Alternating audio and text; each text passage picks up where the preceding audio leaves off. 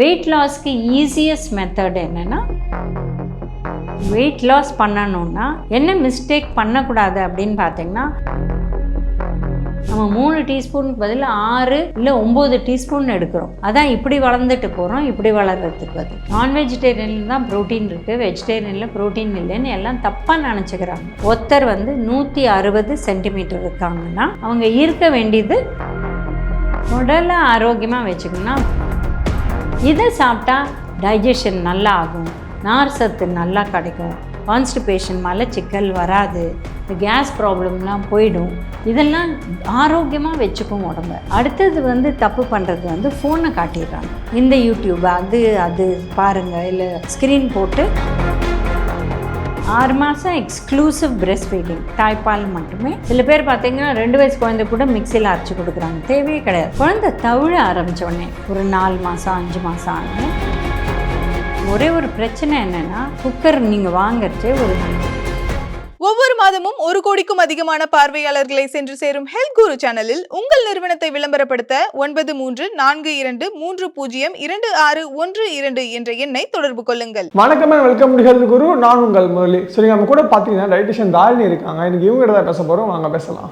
வணக்கம். வணக்கம். எப்படி மேம் இருக்கீங்க? நல்லா இருக்கேன். ஒருத்தவங்க வெயிட் லாஸ் பண்ணணும்னா இந்த மிஸ்டேக்லாம் பண்ணவே கூடாது பதினச்சு இருக்கா?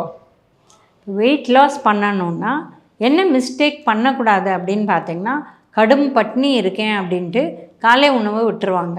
மதியம் வரத்தே ஒரு 11 மணிக்கே பசிக்க ஆரம்பிச்சிடும். எதாவது ஃப்ரைட் ஐட்டம் சாப்பிட்ருவாங்க. அப்புறம் 3 மணிக்கு லஞ்ச் சாப்பிட்றேன்னு சொல்லிவிட்டு காலை உணவு மதிய உணவு சாப்பிடாததுனால பயங்கரமாக பசித்து எக்கச்சக்கமாக சாப்பிடுவாங்க. இல்லை பசி தாங்கலைன்னு என்ன பிடிச்சதோ வாங்கி சாப்பிட்ருவாங்க. இதெல்லாம் பிரச்சனை. வெயிட் லாஸ்க்கு ஈஸியஸ்ட் மெத்தட் என்னென்னா, அவங்க என்ன உணவு எடுத்துக்கிறாங்க அதை பார்த்து அதிலேயே சேஞ்சஸ் பண்ணுறது. அதனால தான் ஒரு ப்ரொஃபஷ்னல் டயட்டிஷியனை மீட் பண்ணோம். அதை தவிர பார்த்திங்கன்னா, இதில் அவங்க காலை உணவோட பழம் எடுத்துட்டா 4 இட்லி சாப்பிட்ற இடத்துல 3 இட்லி, இல்லை 3 தோசை சாப்பிட்ற இடத்துல 2 தோசை, நிறைய சாம்பார் சட்னி சாப்பிட்டாலே வயிறு ரொம்பிடும், ப்ரோட்டீன் சத்தும் கிடைக்கும். அடுத்து பார்த்திங்கன்னா, அந்த 11 மணி அண்ட் 3 மணி இந்த டைமில் எல்லாருமே ஸ்நாக் பண்ணுவாங்க. ஸ்நாக் பண்ணுறதுக்கு பதில் மோர், இல்லை ஒரே ஒரு கப் டீ, இல்லை காஃபி, இல்லை பால், ரொம்ப கம்மி சர்க்கரை போட்டு குடித்தா போகிறோம். அப்புறம் மதிய உணவு டைமிங்கில் சாப்பிட்டாலே வெயிட் லாஸ் வந்துடும். அண்ட் 1 மணி and lunch before 8 o'clock dinner. இந்த lunch and dinner my plate இருக்கணும். இப்போ பார்த்தீங்கன்னா, இப்போ இங்கே இருக்குது பாருங்கள், மை பிளேட் ஒரு பிக்சர் இருக்குது பாருங்கள். அந்த மாதிரி சாப்பிட்ணும். அதான் பேசிக்காக 1 கப் ரைஸ் எடுத்தால் 1 கப் பருப்பு அண்ட் 2 கப் காய், அந்த மாதிரி சாப்பிட்ணும். ஸோ அந்த 1 கப் பருப்பு எக்காக இருக்கலாம், ஃபிஷ்ஷாக இருக்கலாம், சிக்கனாக இருக்கலாம்.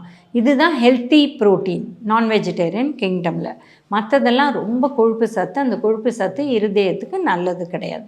ஸோ இதெல்லாம் தான் ரெகுலராக எடுக்கணும். அண்ட் அதுவும் கிரேவி ஃபார்மில் எடுக்கணும். ஏன்னா ஃபிஷ்ஷுன்னா ஈக்குவல் டு ஃப்ரையிங் ஆங்க. இதுதான் ப்ராப்ளம், எண்ணெய் ஜாஸ்தி. ஸோ டோட்டல் உணவில் ஒரு நாளைக்கு 3 டீஸ்பூன் எண்ணெய் தான். அது தோசை பண்ணுங்கள், நீங்கள் எது பண்ணாலும் 3 டீஸ்பூன் தான் ஒருத்தருக்கு ஒரு நாளைக்கு. இப்போ ஒரு மாதத்து ஒருத்தருக்கு ஆக்சுவலி 450 ml தான் வரும், 30 × 15. பட் நம்ம 50 ml சேர்த்து 1/2 லிட்டர் ஒருத்தருக்கு ஒரு மாதத்துக்கு. அப்போ 4 பேர் இருக்கிற குடும்பம்னா 2 லிட்டர். 2 லிட்டர் எண்ணெயெல்லாம் யூஸ் பண்ணுறீங்களோ, நல்ல எண்ணெய், சூரியகாந்தி எண்ணெய், இல்லை அரிசி தவிட எண்ணெய், சில பேர் தேங்காய் எண்ணெய், அப்புறம் நெய், இது எல்லாம் சேர்ந்து அந்த 2 லிட்டருக்குள்ளே நிற்கணும். இது ரொம்ப முக்கியமான கருத்து. ஏன்னா அங்கே தான் நம்ம தப்பு பண்ணுறோம். நம்ம 3 டீஸ்பூனுக்கு பதில் 6 இல்லை 9 டீஸ்பூன் எடுக்கிறோம். அதான் இப்படி வளர்ந்துட்டு போகிறோம், இப்படி வளர்கிறதுக்கு பதில். அதனால ஜாக்கிரதையாக இருக்கணும். இப்போ அதே மாதிரி இன்னொரு விஷயம் என்னென்னு பார்த்தீங்கன்னா, இப்போ நான் வெஜிடேரியன் இருக்காங்க வச்சுக்கோங்களேன், அவங்க ஒரு நாளைக்கு ஈஸியாக தருவாங்க பேலன்ஸ்டு டயட்டாக. அதே மாதிரி வெஜிடேரியன்ஸ் எப்படி எடுக்கலாம்? நான் வெஜிடேரியனில் தான் ப்ரோட்டீன் இருக்குது, வெஜிடேரியனில் ப்ரோட்டீன் இல்லைன்னு எல்லாம் தப்பாக நினச்சிக்கிறாங்க. இப்போ பார்த்திங்கன்னா, ரைஸ்லேயும் ப்ரோட்டீன் இருக்குது, தால்லேயும் ப்ரோட்டீன் இருக்குது. 2யும் சேர்த்து சாப்பிட்றது நல்லாவே ப்ரோட்டீன் கிடைக்குது. புரியுதுங்களா? நம்ம பண்ணுற தப்பு என்னென்னா, ஒரு எலுமிச்சம்பழ சாதம், இல்லை புளி சாதம், இந்த மாதிரி சாப்பிட்டுட்டு ப்ரோட்டீன் இல்லைன்னு சொல்கிறது கரெக்டு. ஏன்னா வெறும் ரைஸ் தான் இருக்குது, அதை சாப்பிட்றது வடாத்தோட தேவையே கிடையாது. பட் பெஸ்ட்டு என்னென்னா, நம்ம பருப்பு. ஸோ இதே மாதிரி குவான்டிட்டிஸ் எந்த அளவு ரைஸ் எடுக்கிறீங்களோ அந்த அளவு பருப்பு. இப்போ ரைஸ்லேயே கைக்குத்தல் அரிசி, இல்லை கருப்பரிசி, கருப்பு கவுனி அரிசி இந்த மாதிரி எடுத்தோம்னா அதுலேயே கொஞ்சம் புரத சத்து ஜாஸ்தி வருது, நார் சத்து, விட்டமின் சத்து இருக்குது. அது கூட நம்ம இந்த புரத சத்தும் வச்சு சாப்பிட்டோம்னா நல்லாவே ஆகிடும். இது கூட 2 கப் காய். ஸோ இதே பீன்ஸ், அவரைக்காய், காராமணின்னா அதுலேயும் ப்ரோட்டீன் சிறிய அளவு இருக்குது. ஸோ டெஃபினட்டாக நம்மளுக்கு 2020 நம்மளுடைய Indian council of medical research வந்து ஒருத்தர் வந்து 160 சென்டிமீட்டர் இருக்காங்கன்னா அவங்க இருக்க வேண்டியது 60 கிலோ. ஸோ இவங்க வந்து சாப்பிட வேண்டியது முன்னாடி சொன்னோம் 2020 முன்னாடி 60 கிராம் ப்ரோட்டீன். இப்போ இந்தியாவோட நம்ம பாடி டைப்பு என்ன வேலை பார்க்குறோம் அதெல்லாம் பார்த்துட்டு என்ன கொண்டாங்கன்னா 0.6 gram per KG ideal body weight. Ideal body weight இதுதான், ஹைட்லேருந்து -100. நிறைய ஃபார்முலா இருக்குது, பட் நான் சிம்பிளஸ்ட்டு சொல்கிறேன். ஸோ அப்போ 60 × 0.6னா 36 கிராம்ஸ் தான். இப்போ 400 ml பால் ஒருத்தர் எடுக்கணும்னு சொல்கிறோம். அதுலேயே உங்களுக்கு 3.2 × 4, so 12 + 0.8, so 12.8 grams protein, 1/3 protein பால்லே வந்துடுது. இப்போ பருப்பு ஒரு கப்பு 2 வேளை எடுத்தோம்னா அதில் 16 கிராம் ப்ரோட்டீன் வந்துடுது, 8. ஸோ இப்படி பார்த்தீங்கன்னா உங்களுக்கு பாதி வந்துடுச்சு.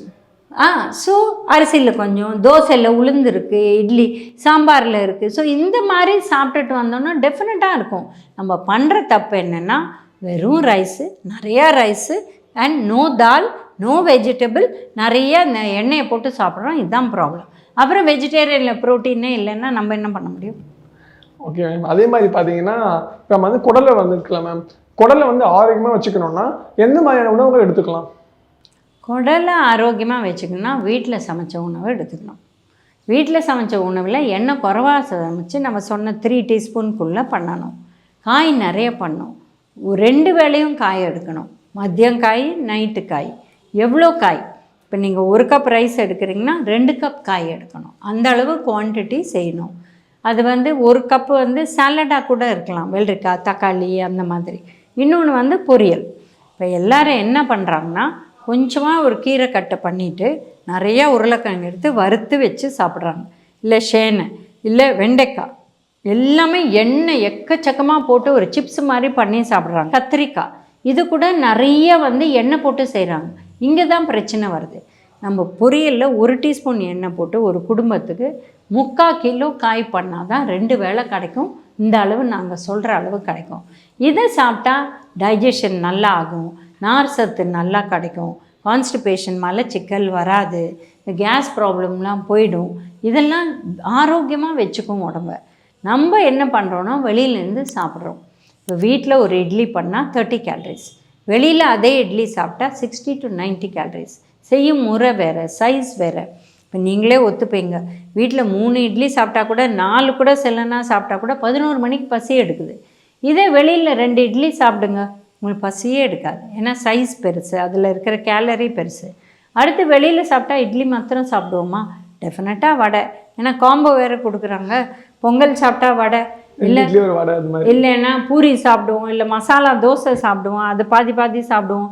இந்த மாதிரி பண்ணுறதுனால கொழுப்பு சத்து ஜாஸ்தி ஆகுதே வழிய புரத சத்து குறைவாகுது.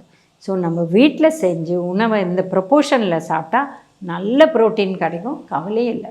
ஓகே, அதே மாதிரி நம்ம சாப்பிட்ற சாப்பாட்டில் வந்து கருவேப்பிலை ஆட் பண்ணோன்னா முடியெல்லாம் வளரும்னு சொல்கிறாங்க, உண்மையா?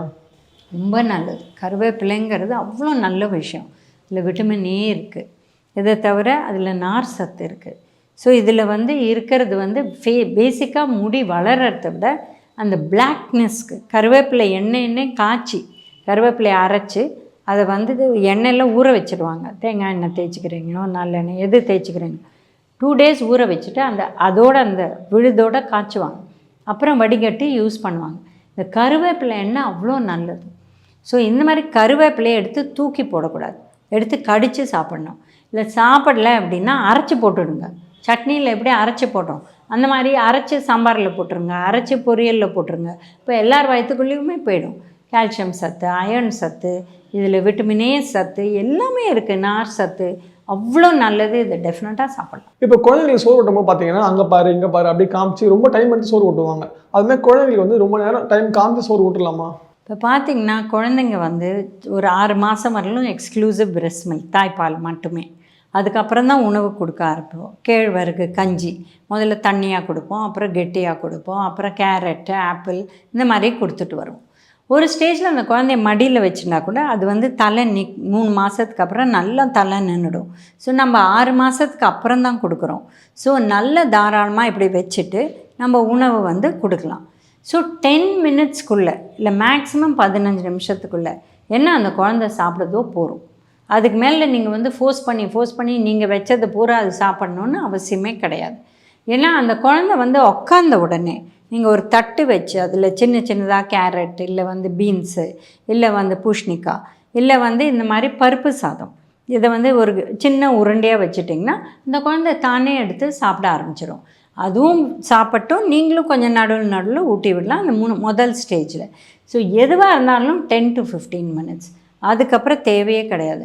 இதை வந்து வாசலில் போகிறேன், காக்கா காட்டுறேன், இந்த வந்து போகிற ஆட்டோவை காட்டுறேன் அப்படின்னு சொல்லிட்டு சாப்பாடு கொடுக்குறது தேவையே கிடையாது. டஸ்ட்டு வேறு விடும்.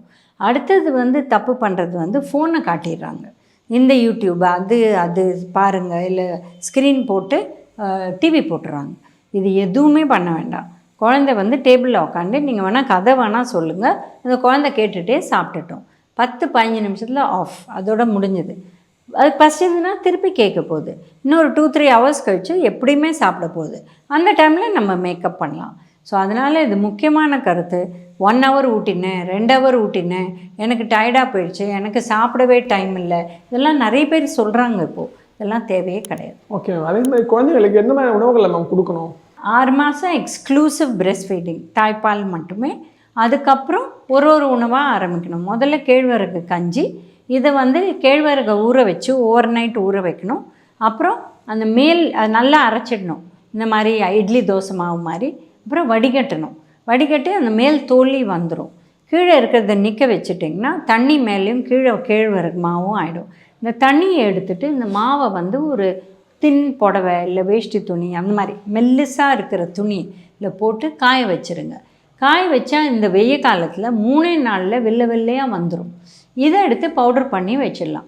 ஸோ இனிஷியலாக ஆரம்பிக்கிறச்சே 1 டீஸ்பூன் கேழ்வரகுக்கு 3 டீஸ்பூன் தண்ணி கொடுத்து நீங்கள் வந்து அதை காய்ச்சி, அது பார்த்திங்கன்னா ஒரு லைட் பிங்க் கலராக இருக்கும் அந்த மாவு. இந்த காய்ச்சி வரத்தே அப்படியே கிளாஸ் மாதிரி வந்துடும், ரொம்ப அழகாக வந்துடும். அதை வந்து கொடுக்கணும் குழந்தைக்கு. உப்பும் போட வேண்டாம், சர்க்கரையும் போட வேண்டாம். அதுக்கப்புறம் இதை கொஞ்சம் கெட்டி பண்ணலாம். 1 டேபிள் ஸ்பூனுக்கு 2 டேபிள் ஸ்பூன் தண்ணி. ஸோ முதல்ல 1 டீஸ்பூனில் ஆரம்பித்து நீங்கள் ஒரு 200 ml கப்பு அது வரலும் கொடுக்கலாம் அந்த குழந்தைக்கு. ஒரு வேளை வந்து ஆரம்பிக்கிறச்சே எப்போவுமே இந்த 10லேருந்து 12க்குள்ளே அந்த டைமில் கொடுத்துருங்க. அதுக்கப்புறம் 2வது வேளை ஆரம்பிக்கிறச்சே பிட்வீன் 3 and 5 அந்த டைமில் கொடுத்துருங்க. இதை தவிர காய் பழம் எல்லாமே ஆரம்பிச்சிடலாம். ஃபஸ்ட்டு பழம் ஆரம்பிக்கிறது வந்து ஆப்பிளில் தோலை எடுத்துட்டு உரிச்சிட்டு வேக வச்சு கொடுக்கலாம். இல்லை முழு ஆப்பிள் அப்படியே வேக வச்சிடலாம். அப்போது அந்த தோல் ஈஸியாக உரிக்க வந்துடும். இப்போ தக்காளி உரிக்க வச்சா எப்படி வரும் அந்த மாதிரி.